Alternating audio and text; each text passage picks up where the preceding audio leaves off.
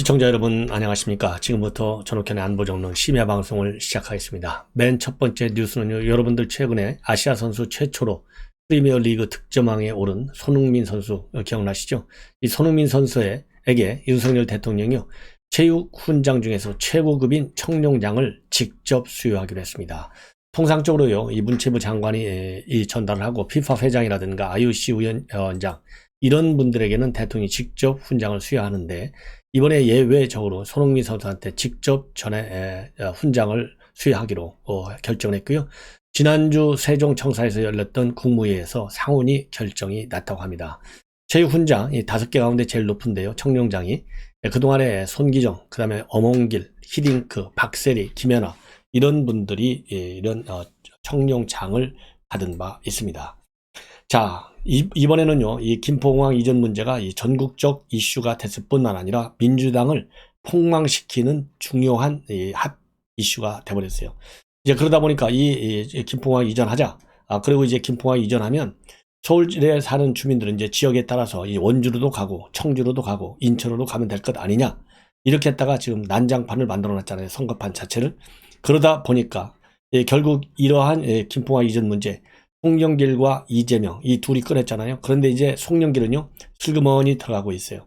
슬그머니. 그럼에도 불구하고 이재명은 그대로 고수하고 있다. 그래서 지금 민주당이요, 산산조각이 나고 있습니다. 그리고 이제 중앙당 차원에서 윤호중은요, 이거는 지역에 따라서 다 다르다.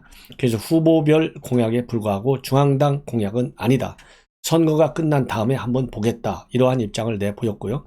그리고 김민석 같은 경우에는요, 초장기 연구 과제인데 좀 과하게 띄어진 것이다. 이렇게 얘기하고 있고, 그리고 조홍천 대선 때도 검토해봤지만은 이건 아니다라고 결론이 이미 난 얘기인데 이렇게 빠르게 다시 거론되는 건 맞지 않다. 이렇게 해서요, 지금 전반적으로 김포공항 이전 문제를 제기한 것 자체가 잘못됐다. 이런 방향으로 나가고 있는데 이재명은요, 끝까지 고수하고 있어요. 자, 그러면 윤호중 같은 경우에는요, 이 김포공항 이건 한 개 지역에서 결정될 문제가 아니고 각 지역의 의견을 다 들어보고 종합적으로 판단할 문제이다. 그리고 정부 정책으로 할 만한가 안 한가 이 판단도 차차 해봐야 되겠다. 이렇게 입장을 밝혔고요. 자, 그리고 해당 지역 후보들은 득표율이 유리하다고 판단해서 내놓았을 것인데 당론 공약이 아니다. 이것을 분명히 밝히고 있습니다. 자, 그리고 이 김민석도요, 어쨌든 장기적으로 검토를 해봐야 되는 연구 과제다. 그래서 그것을 어떻게 보면 너무 과하게 지금 내띄운 것 같은데 그 정도로만 당 내에서는 이해하고 있다. 그러니까 송영길, 이재명이가 띄우고 있는 이것은 그 두 사람이 하는 것이지 당 차원에서 검토된 것은 아니다. 딱 선을 걷고 있고, 오히려 김민석 같은 경우에는요, 이인석 대표가 너무 과하게 이 프레임을 걸은 것이 문제가 아니냐. 그리고 오영훈 지사, 그리고 이제 제주도 민주당에서 반대하는 거, 이것도 쟁점이 되니까 그러면 당연히 제주도에서는 생각이 다를 수밖에 없을 것이다. 이렇게 입장을 내놓고 있어요. 그리고 조홍천 하면 이재명과 가까워요. 그런데 연수원 동기고 이번에 선거 때도 중책을 맡았잖아요. 자, 대선 때도 송영길 후보가 엄청 밀었고 이재명 후보도 상당히 관심이 있었던 건데 이거는 이렇게 해서는 안 된다라고 대선 때 결론이 내려졌다는 겁니다. 자, 그래서 몇 달 사이에, 그런데 이게 과연 대도시의 대치공항을 만드는 것도 추세라고 하지만은 그것도 맞지 않다. 예. 자, 그래서요, 이거는 이제 중앙당 차원에서 한 것은 아니다라고 밝히고 있어요. 그런데요, 여기에 대해서 이재명의 경우에는요, 여전히 계양을 위해서도, 인천을 위해서도, 그리고 수도권 서부 발전을 위해서도, 그리고 앞으로 도래할 새로운 항공시대에 대비하기 위해서도 김포공항은 인천공항으로 통합 이전하는 것이 맞다. 국가나 지역과 국민들을 위해서도 바람직하다. 한치도 물러서지 않고 있고요. 이 관련 정보도 다 틀려요. 김포공항하고 인천공항하고는 고속철로 10여 분 거리에 불과해. 얼마든 이용할 수 있어. 영향을 준다는 게 무슨 해괴한 말이야. 갑자기 갈라치기 조작선동하지 마. 이렇게 얘기를 했어요. 그런데 이게 10여 분 거리가 아니고요, 정확하게 38분 거리예요. 예. 그리고 정말 KTX도 없어요. 그러니까 이게 완전히 이재명의 경우에는 알지도 못하면서 입만 살아있다고 그러잖아요, 이럴 때. 자, 그러다 보니까 지금 이제 송영길 후보의 경우에는요, 지금은 공약 단계고 공론화가 필요하다. 당연히 수도권 충청 호남, 제주 지역 주민들의 의견을 수렴하고 중앙정부 협조를 얻는 공론화 과정을 거쳐서 추진하게 될 것이다.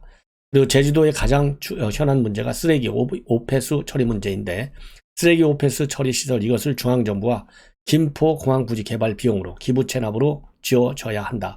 그래서 이 제주 민심을 달래는데 지금 부심하고 있어요.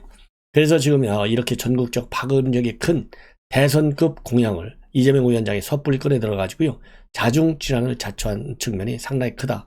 이러한 비판을 받고 있고, 그러다 보니까 지금 이제 개항을 선거 상황이 굉장히 불리하게 돌아가니까 이거를 깨기 위해서 지금 나온 건데 오히려 더 상황을 악화시키고 있다. 그래서 이 김포공항 이전 문제를 거론한 것은 개항을 판세가 별로 좋지 않다라고 하는 반증이 아니겠느냐, 이렇게 생각이 듭니다.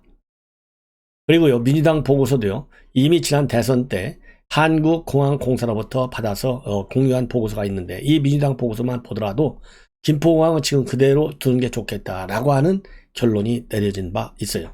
자, 김포공항이 없어지면은 국내 노선 축소에 따라서 13만 개 일자리가 준답니다. 그리고 연간 GDP가요 13조 8천억 원이 줄게 된답니다. 그래서 피해의 대부분이 지방으로 귀결돼서 지방 소멸 정책화 우려가 크다, 이렇게 지적이 되고 있어요.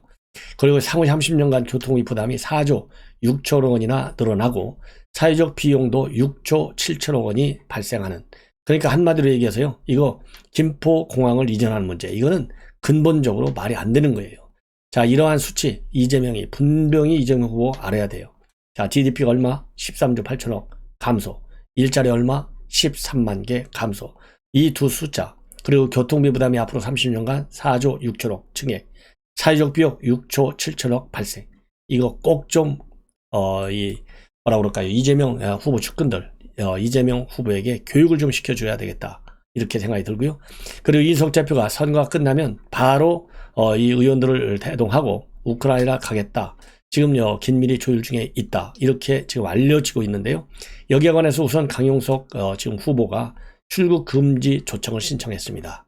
자, 그런데 지금 TV조선 단독 보도를 보면요, 대통령한테 가겠다라고 얘기하고 대통령의 친서를 요청했는데 대통령 친서는 거부당했다, 이렇게 지금 보도가 나오고 있습니다. 그래서 지금 외교가에서는요, 우크라이나에 대한 무기 지원 문제라든가 식량 지원 문제, 이거는 정부 당국 간의 외교를 풀어야 되는 것이지 정당 외교 차원에서는 굉장히 어렵다.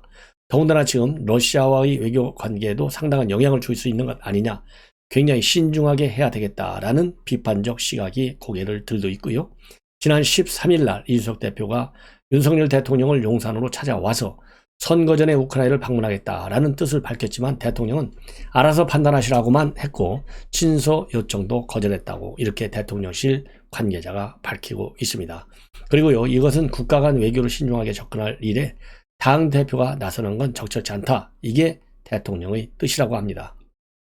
그래서 시기도 또 문제여서요, 선거 직후로 조율 중에 있지만은 이거는 이제 이준석 대표 성추문 관련 윤리위원회 징계가 바로 선거 이후에 예정되어 있기 때문에 이것도 곤란한 측면이 있다는 거예요. 왜냐하면 지금 국민의힘은 최강욱 의원의 성희롱 징계를 미루는 것을 갖고 염치 없다, 이렇게 비판하고 있는데, 이준석 대표 성납 의혹과 관련해서 내가 해외 출장 가니까 천천히 해, 이렇게 해서 윤리의 절차가 늦어질 경우에 이거야말로 내로남불 아니냐, 이런 비판에 직면할 수밖에 없는 한계가 있다는 것이죠. 자, 그래서 지금 현재 강용석 의원이 출국 금지 조치도 했고요. 그리고 지금 이제 대통령실의 의견 상당히 비판적이지 않습니까? 이거 제대로 갈지 모르겠네요. 자, 이번 만약에 우크라이나 방문이 이루어진다면 정무실장과 허은하 대변인 등 총 10여 명 10여 명 규모로 구성될 예정이라고 합니다. 자, 제가 보기에는요, 이거 기본적으로 우선 안 가는 게 좋아요. 왜 지금 우크라이나 가려고 서두겠어요? 내년에 당 대표 나오는 것은 분명하지 않습니까? 여러 가지 발언으로 볼 때. 예. 왜냐하면 지금 안철수 지금 후보를 견제해야 되잖아요. 이준석의 눈에는요, 안철수 후보 견제밖에는 없어요. 그러니까 가려면은 지금 외교적인 뭐라 그럴까요? 지식이라든가 시각이 상당히 제대로 정립되지 않다. 지식이 많이 부족하다. 이러한 시각이 상당하고, 이준석 지금 당 대표도 외교 문제에 관해서는 특별히 공부할 필요가 있다라는 점을 종종 얘기한 적이 있어요. 그러니까 내년에 당 대표 선거할 때 내가 지난 1년간 외교 무대에서 이 정도는 뛰었어, 이거 보여줘야 될 거 아니겠어요? 그러한 말하자면 실적 쌓기용으로 우크라이나를 가는 것이 아니겠느냐, 이런 비판도 충분히 제기할 수 있는 상황이 아닌가. 그렇기 때문에 지금 이 정부 당국 간의 정부 외교 당국 간의 말하면 지금 협조 관계 이것도 전시 상황이라는 상황적 특성, 그리고 또 한러 관계도 굉장히 고려해야 된다는 측면, 그리고 한미 관계 또 우선적으로 고려해야 된다는 측면, 다면적 측면에서 이 한 우크라이나 관계가 지금 조망이 되고 또 검토가 되어야 돼요. 그런데 정당 대표 차원에서, 정당 차원에서 이 정부 차원의 외교를 더 앞질러서 간다는 거, 이거는 맞지 않다. 이게 저의 판단입니다. 이번에는요, 윤호중 비대위원장이 결국 사고를 쳤어요. 오늘 증평에 가서 지원 유세를 했는데, 바로 증평에는요, 지금 현재 송기훈 전 탤런트가 나왔어요. 연세가 조금 있습니다. 70인데요. 자, 그런데 나이를 이유로 해서 그만하라. 이렇게 입장문을 내놨어요. 자, 일은 넘어서 새로운 걸 배우는 시기에는 좀 그렇다. 이러면서 후보 나이를 언급했습니다. 과거에 정동영 당시 후보가 말이죠. 노인네들은 선거하지 말아라. 그냥 집에 가만히 있어라. 그래갖고 난장판이 된 바 있는데, 자, 이번에 그 재탕이 되지 않을까. 이런 전망도 할 수 있는 것 같습니다.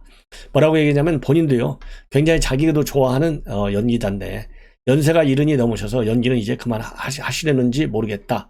그러면서 저쪽 후보를 보니까 연기자로 아주 성공하신 분이다. 저는 계속 연기하는 걸 봤으면 좋겠다. 군정은 한 번도 안 해본 분이다. 왜냐면요, 지금 현재 민주당에서 증평 군수로 출마한 사람은 부군수를 한 바 있어요. 그러니까 군정 한 번도 안 해본 걸 또 부각 차별화시키고 있어요. 연기하듯이 장관은 할 수 있어도 4년 군정을 맡기에는 적절치 않다. 하시던 일 계속 쭉 하시면 좋겠다. 그러면서요, 송기훈 씨는 증평이 나온 영화 배우, 유명한 성관 탤런트로 계속 증평 군민들을 자랑스럽게 만들어달라. 증평이 낳은 일 잘하는 일꾼, 행정 전문가, 증평을 가장 잘 아는 준비된 군수, 즉 민주당 이재용 후보에게 일을 시켜서 눈도 즐겁고 삶도 즐거운 증평군이 됐으면 좋겠다. 이런 입장을 내놔가지고요. 자, 이거 뭐 70 이상 먹어가지고 나이를 기준으로 해서 출마한 거 바람직하지 않다. 이렇게 비판했는데요. 이거 여러분들 공감할 수 있어요? 그런데 최근에 말이죠. 바로 오늘, 최근도 아니죠. 오늘 같은 날 MBC 라디오에 나와서는 뭐라고 했냐면 586 용태론과 관련해서요, 이를테면 나이를 가지고 몇 살 됐으니까 그만해야 된다. 이런 방식은 적절하지 않은 것 같다. 그러면서 기존 정치인에 대해서 보다 더 엄격하게 실력이나 능력을 평가해야 한다. 이러한 입장문을 내놨어요. 그러니까 얼마나 고무줄 잣대이고 얼마나 일관성이 없고 그야말로 임시 방편적 입장에서 선거 유세를 하는지, 아무리 지원 유세를 하더라도 일관성이 있어야 될 거 아니겠어요? 그게 더군다나 지금 현재 아주 국회에서 제1야당 대다수 170석에 이르는 야당의 비대위원장이 이 정도 수준의 지금 발언을, 지원 유세를 하고 있는 거, 그 역풍을 맞아야 마땅하다. 이렇게 생각이 들고요. 자, 증평 군수, 그런 측면에서 민주당보다는 거기에서 초등학교, 중학교, 고등학교까지 나온 지역 연구성이 강한, 왜냐하면 군수는 그 현 지역에서 살림하는 선수잖아요. 그렇기 때문에 지역을 잘 알아야 돼.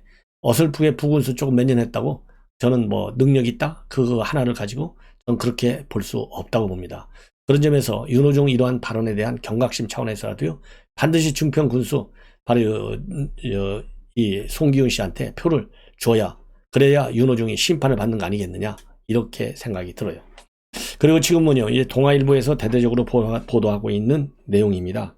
바로 뭐냐면요, 여기 보도 내용을 보면 지금 다양한 형태의 부정선거가 여기저기서 많이 발생하고 있습니다.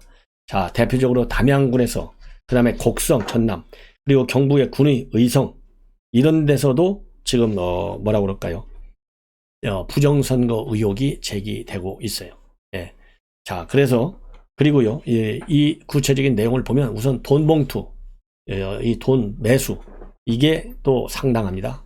자, 예를 들어서요, 지금 무소속 담양에 있는 담양군 군수 후보인데, 무소속 김기석 후보 운동원이요, 차량에서 돈 봉투 40여 개가 발견됐고 액수는 1200만 정도의 현금을 승합차에 싣고 다니면서 유권자들한테 돈을 뿌리려고 한 혐의 지금 받고 있습니다.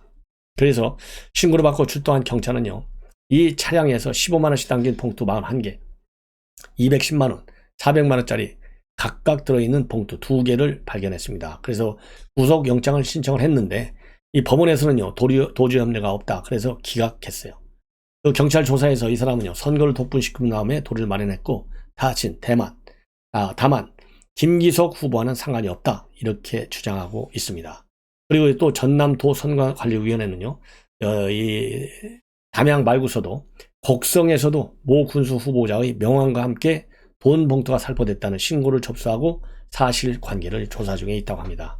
그리고 경북 군위에서는요, 대리투표 의혹이 벌어지고 있어요. 그래서 의흥면 주민 5명을 대신해서 거소투표를 한 혐의로 2장을 붙잡아서 조사하고 있습니다. 예. 그리고 또 군위와 가까운 경북 의성에서도 불법 거소투표 의혹이 제기되면서 경북도 선관위는 군위와 의성의 거소투표 신고자를 전수조사하기로 했다고 합니다. 자, 그리고요, 또 이 무소속 김영만 군위 군수 후보의 지지를 부탁하면서 수백만 원의 금품을 살포한 혐의로 그 처남이 경찰에 구속됐어요. 처남. 자, 이렇게 해서요, 지금 이제 이 의성 경찰서에서도 군의원 선거에 출마한 특정 후보를 지지해달라고 부탁하면서 주민들에게 20만 원이 든 봉투를 건넨 혐의로 한 선거 운동을 붙잡아 조사하고 있다고 합니다. 자, 지금 말이죠, 4차 산업혁명 시대예요.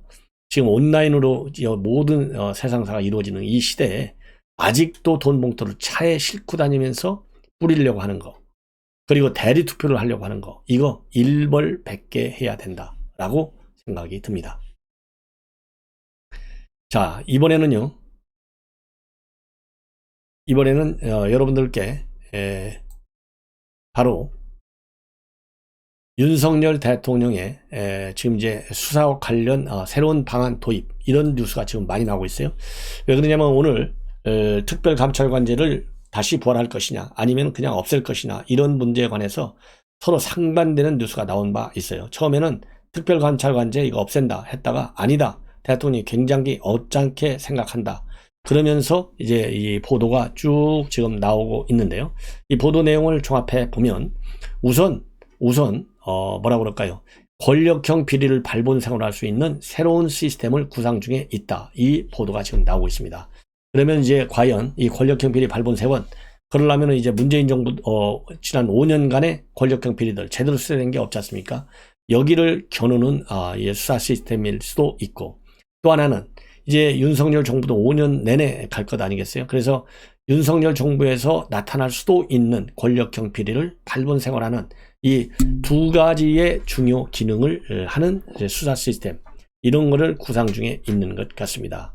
자, 그런데 이 방향은요, 제가 지금 관련 보도들 내용을 쭉 보면 우선 검수완박 민정수석실 폐지, 그리고 사정기관 컨트롤타워 기능 폐지, 이렇게 해서요, 여건이, 이 환경이 지난 정권하고는 크게 달라졌다는 거 아니겠어요?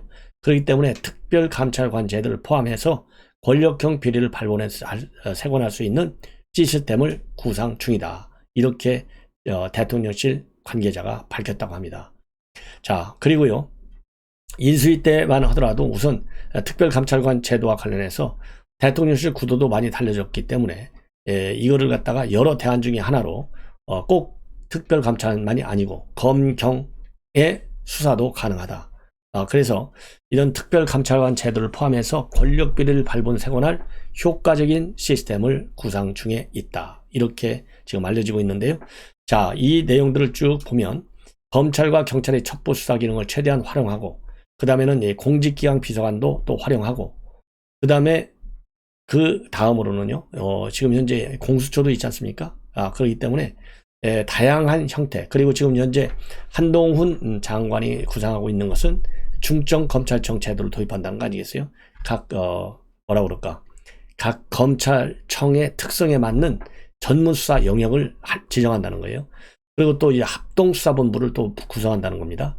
이런 다양한 형태의 수사 시스템을 갖다가 권력형 비리를 발본색원할 수 있는 새로운 시스템으로 연구 검토하는 것이 아니겠느냐, 이렇게 생각이 듭니다. 그래서 가장 지금 효과적인 것은요, 이제 검수완박이 집행 중에 그 법안이 이미 발효되어 있기 때문에 이 검경의 합동수사 형태, 왜냐하면 권력형 비리는요, 이게 우선 제대로 된 전문 역량을 가진 그런 검사와 수사관들이 딱 구성이 돼야 되잖아요. 그렇기 때문에 특별수사본부 또는 예를 들어 금융범죄의 경우에는 남부지검, 이런 형태를 통해서 새로운 수사 시스템을 만드는 것이 아닌가 이렇게 저는 판단이 됩니다.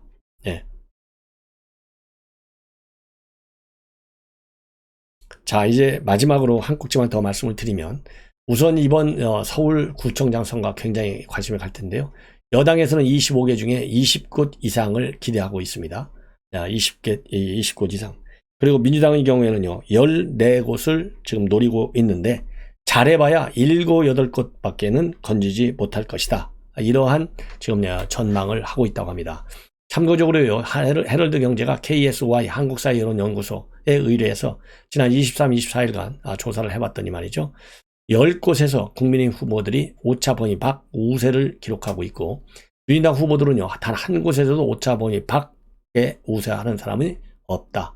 그리고 국민의힘 후보들이 오차 범위 밖 우세를 보인 것은 종로, 용산, 동대문, 구로, 영등포, 동작, 서초, 강남, 송파, 강동 이 정도가 오차 범위 밖 지금 우세를 보이고 있다고 합니다.